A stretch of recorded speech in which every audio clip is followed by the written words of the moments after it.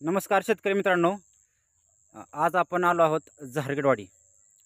अ, ओमकार कुलाल यांच्या तैवान पिंकच्या पेरूच्या प्लॉटमध्ये. हे आहेत पेरूचे मालक. या पेरूच्या प्लॉटला आपण काय वापरलं आहे आणि वापरण्याच्या अगोदर तुमची परिस्थिती काय होती, तेवढंच फक्त सांगा. आपण रेडिक्स कंपनीचं एक शुभारंभ किटमधला डोस वापरलेला आहे. किती डोस झाला आपलं? एक डोस झाला. एकच डोस दिला फक्त, हां. बरं का? आणि प्रॉब्लेम काय होता? प्रॉब्लेम म्हणजे काही झाडं आपली ब्लॉकेज झाली होती पूर्णपणे.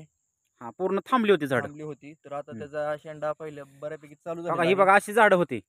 त्यांनी दिल्यानंतर हो का, ही बघा किती चालू फुटवा झाली. फुटवा चालू झाला आणि फुटव्यासोबत काय होते?